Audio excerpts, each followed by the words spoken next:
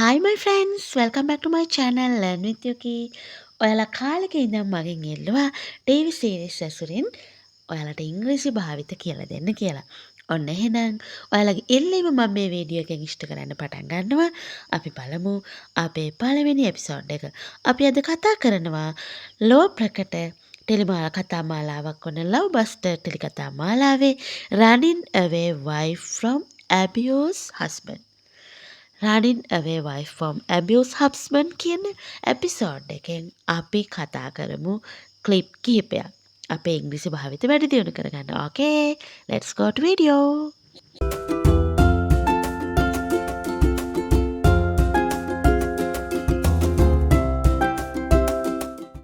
Okay, let's see clip 1.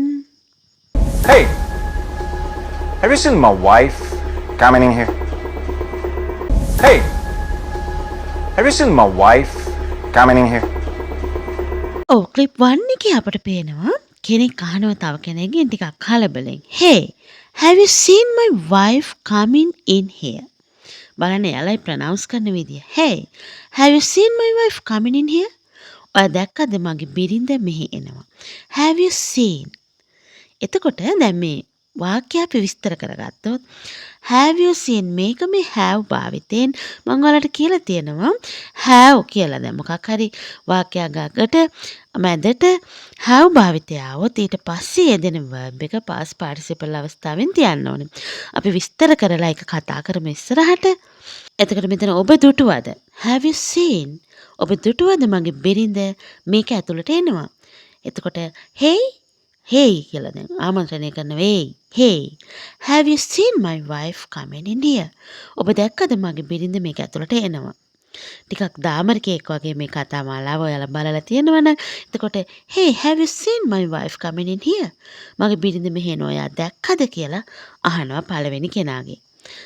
එයා beer එකක් බිබී මං හිතන්නේ ඉන්නේ බාර් එකක් ඇතුලේ. අපි බලමු අපිට තව ඉගෙන ගන්න දේවල් තියෙනවද කියලා. අපි යමු ක්ලිප් 2.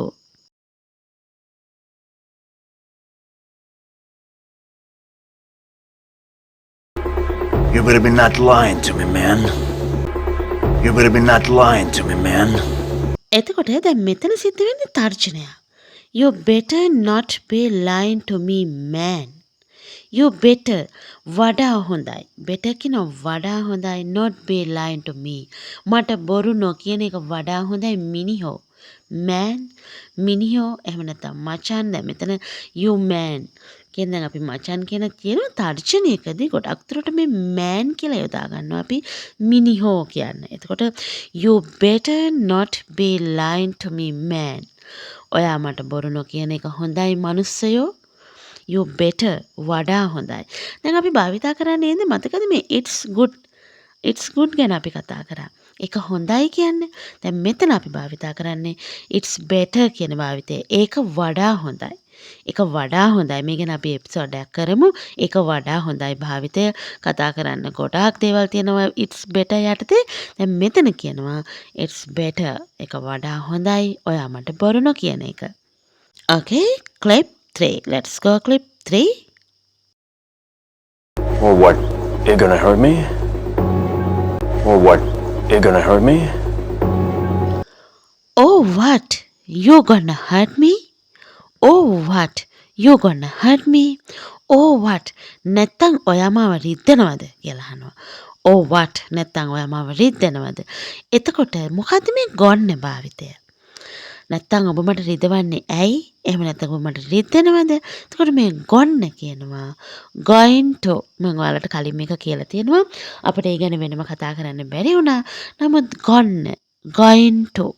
දැන් ඉංග්‍රීසි නේටිව් ලැන්ග්වේජ් එක වෙච්ච කට්ටිය ගොඩාක් වෙලාවට මේ ගොන්න භාවිතය කියන්නේ going to කියන එක බොහෝ විට ස්පෝකන් වලදී කෙටි කරනවා. සෑම නිතරම going to කියන එක කියන්නේ නැති තරම්. එතකොට going to කියන භාවිතයට ගොන්න භාවිතා කරන්න පුළුවන්.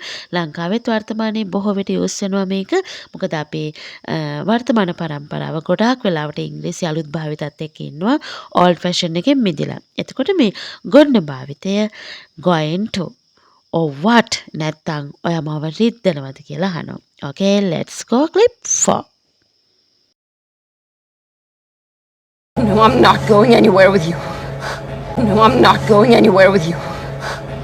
No, I am not going anywhere with you. No, නැහැ. I am not going anywhere with you. මම ඔබ සමග කොහෙවත් යන්නේ නැහැ.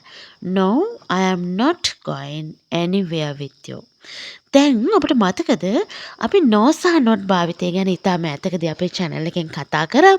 එතකොට මේ verb එකත් එක්ක no සහ not යෙදෙන theory එක මතකද? දැන් මෙතන කියන්නේ නැහැ මම ඔබ සමග කොහෙවත් යන්නේ නැහැ කියලානේ. එතකොට මෙතන මෙයාට ඕන කියන්න තිබ්බනේ no I am no going anywhere with you. ඒ තේරුම එකයිනේ. නමුත් එහෙම යෙදෙන්නේ නැහැ. එතකොට අපි චුට්ටක් මතක් කරගමු. අපි මේ no සහ not එක කතා කරා මේකේ theory එක. not සහ no එක verb එකක්. දැන් මෙතන going කියන verb එකනේ යෙදෙන්නේ. verb එකක් යෙදෙන්නේ කොහොමද කියලා අපි roll number 3 යටතේ no සහ not episode එකේ කතා කරා. අපි ඒක ටිකක් බලමු. කොහොමද ක්‍රියාපදයක් එක්ක no සහ not යෙදෙන්නේ කියලා බලන්න. ක්‍රියාපදයක් එක්ක no සහ not යෙදෙන්නේ කොහොමද කියලා. වර්තමාන කාලේ ක්‍රියාපදයක් එක්ක නම් no සහ not යෙදෙන්නේ not තමයි යෙදෙන්නේ. හැබැයි ක්‍රියාපදය ing form එකෙන් තියන්න ඕනේ. ක්‍රියාපදේ ing ස්වරූපයෙන් තියලා දැන් මේ වෙලාවේ සිද්ධ වෙන සහ නුදුරු අනාගතමත් මෑත අනාගතයේ සිදුවෙන දේවල් වලට අපි ing form එකෙන් verb එක තියනවා not කියලා යොදලා. no නෙමෙයි. ඔය කියන්නේ not working, not going ඒ වගේ ක්‍රියාපදයකට ing ස්වරූපය යොදනවා. එතකොට අපි මේ බැලුවේ අපි no සහ not භාවිත කතා කරපු එකේ මේ not එක verb එකක් යෙදෙන theory එක. එතකොට මෙතන මතකයි නේද? I am not going. මම එන්නේ නැහැ ඔබ එක කොහෙවත් anywhere with you. ඔබ එක කොහෙවත් එන්නේ නැහැ. එතකොට not වලට පස්සේ go කියන verb එක ing ස්වරූපෙන් තියෙනවා. මම ඔබ එක කොහෙවත් එන්නේ නැහැ. I am not going anywhere with you. අපි කතා කරපු පාඩම් මේවා. Okay, let's go clip 5 නේද? Okay, clip 5. If you don't get out of my bar, you're going to become freshly squeezed, you freak. If you don't get out of my bar, you're going to become freshly squeezed, you freak. දැන් මේක ටිකක් තර්ජනයක් එක යන්නේ. If you don't get out my bar, ඔබ මගේ bar එකෙන් එළියට නොගියොත්. Get out මේක phrasal verb එකක්. Get out phrasal verb එකක්. phrasal verb කියන්නේ මොකක්ද? phrasal verb කියන්නේ ද්විත්ව ක්‍රියාපද. ක්‍රියාපදයේ හැදෙන්නේ වචන දෙකක් එකතු වෙලා මේ phrasal verb හුඟක් වටිනවා අපිට ඉංග්‍රීසි කතා කරන්න. එතකොට මේවා ගැන ඉස්සරහට කතා කරමු. මම වලට පොරොන්දුවක් තියෙනවා. phrasal verb 5 ගානේ දවසට කියලා දෙනවා. අපි බලමු shorts video වලින් හරි එක කරන්න. ටිකක් busy Yuki නේද? අපි උත්සාහ කරමු මේ භාවිත ඔයාලට කියලා දෙන්න. එතකොට if you don't get out my bar, ඔබ මගේ බාර් එකෙන් එළියට නොගියොත් you are going to become freshly squeezed. Squeezed කියනවා මිරිකෙන්න යන්නේ. freshly squeezed අමුවෙන් මිරිකෙන්න යන්නේ. ඇටකටු කඩා ගන්න යන්නේ කියලා අපි කියන්නේ. ඔයා මගේ බාර් එකෙන් එළියට නොගියොත් ඔයා අමුවෙන් මිරිකෙන්න යන්නේ. you freak පිස්සෝ. you freak ඔබ පිස්සෙක්. you freak එහෙම නැත්නම් ඔබ අමුවෙන් මිරිකිලා මැරෙන්න යන්නේ මේ දැන් ඔබ මගේ බාර් එකෙන් එළියට නොගියොත් කියලා කියනවා. එතකොට මේ භාවිත ඔයාලා අහලා බලලා භාවිතා කරලම තමයි හුරු වෙන්න ඕනේ. ඔබට මතක ඇති මම ඔයාලට කතා කරා be going to වාක්‍ය පැටර්න් එක. එතකොට මේ වාක්‍යයත් මේ be going to වාක්‍ය පැටර්න් එකත් එක්ක එන වාක්‍ය පැටර්න් එකක්. හොඳද? අපි චුට්ටක් මතක් කරගමු මේ be going to වාක්‍ය පැටර්න් එකේ තියෙන තියරි එක මොකක්ද කියලා. අපි කතා කරපු වීඩියෝ එකක් ඇසුරෙන්. දැන් අපි බලමු කොහොමද මේ be going to කියන වාක්‍ය පැටර්න් එක හදාගන්නේ කියලා. ඉස්සෙල්ලාම subject එක ඊළඟට be going to කියන phrase එක ඊළඟට අපි යොදා ගන්නවා verb එකේ root verb එක. ඒ කියන්නේ verb එකේ infinitive අවස්ථාව, බේස්ම අවස්ථාව. කියන්නේ verb එක මොනවත් විදිහට පරිවර්තනය වෙන්නේ නැහැ. දැන් අපි sleep කියන verb එක ගත්තොත් sleeping එහෙම යොදන්න sleep. verb එකේ root verb එක. එහෙම නැත්නම් slept කියන්නේ අතීත කාලේ යොදා ගන්නෑ. ඒ විදිහට past participle වෙන්නේ නැහැ, past tense and past වෙන්නේ නැහැ. ඒ විදිහට verb එකේ root verb එක තමයි අපි යොදාගන්නේ. verb එකේ infinitive අවස්ථාව. subject එක, ඊට පස්සේ be going to කියන phrase එක, ඊළඟට verb එකේ root verb එක. දැන් be going to කියන්නේ be verb එක. හොඳට මතක තියාගන්න be කියන එක නෙවෙයි අපි යොදාගන්නේ be verb එක. am is සහ අවස්ථා තුනෙන් එකක්. දැන් මේකේ I am going to sleep කිව්වහම subject එක I, එතකොට be verb එක am, going to, ඊට පස්සේ verb එකේ infinitive අවස්ථාව, එහෙම නැත්නම් root verb එක sleep. මම දැන් නිදා ගන්නයි යන්නේ. ඊට පස්සේ අපට now මම දැන් නිදා ගන්නයි යන්නේ. I am going to sleep කියලා ඊට පස්සේ අපට අපේ වාක්‍ය විස්තර කරගන්න පුළුවන් කැමති නම්. තව දුරටත් ස්ථාපනය කරගන්න පුළුවන් ඉස්සරහට. එතකොට අපි මේ කතා කරපු තියරිය අනුව you are going to become. You are going. එතකොට be going to කියනකොට are කියන be verb එකත් එක්ක going to become freshly squeezed.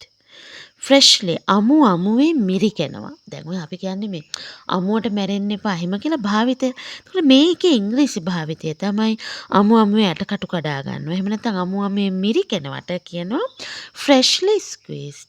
යෝගෙම you freak. උඹ පිස්සෙක්. ඔබ පිස්සෙක්. you freak. බයිනකොට යොදා ගන්න පුළුවන්. මේවා අලුත් භාවිත. ඉතින් මේ පුංචි වීඩියෝ ක්ලිප් ඔස්සේ මම ඔයාලට අරන් ආවේ දැන් මම වාක්‍යයක් කියනවට වඩා මේ වගේ එක්සැම්පල් එකක් එක්ක ඔයාලට පැහැදිලි කරාම ඔයාලට තේරුම් ගන්න ලේසි. සහ ඔයාලා තේරුම් ගන්න ආසයි. ඉතින් මම අද අරන් ආවේ ටිකක් මේක අත්හදා බැලීමක් විදිහට. ඉතින් ඒ අත්හදා බැලීම කොයිතරම් සඳුරට සාර්ථකද කියලා කියන්න ඕනේ ඔයාලම තමයි. එහෙනම් අපි වීඩියෝ ක්ලිප් 5ක් විතර අද කතා කරේ. පුංචි ක්ලිප් ටිකක් පළවෙනි වීඩියෝ එකේ හින්දා පොඩ්ඩක් අත්හදා බැලීමකට. ඉතින් මේ වීඩියෝ එක ගැන ඔයාලගේ අදහස් සහ ඉස්සරහට මේවා ගැන කතා කරන්න ඕනේද? මගේ අදහසක් තියෙනවා. දැන් මේ වීඩියෝ එක හදද්දි තමයි මට ඒ අදහස ආවේ. අපි ෆිල්ම් රිවිව් චුට්ටක් කතා කරමු අලුත් channel එකකින්. ඉතින් එහෙනම් මේ වීඩියෝ එක ගැන ඔයාලගේ අදහස් මට කමෙන්ට් කරන්න. ඒ වගේම ඔයාලා ආසාවෙන් ඉංග්‍රීසි භාවිත ඉගෙන ගන්න ආස TV series තියෙනවා නම් ඒවත් මොනවද කියන්න.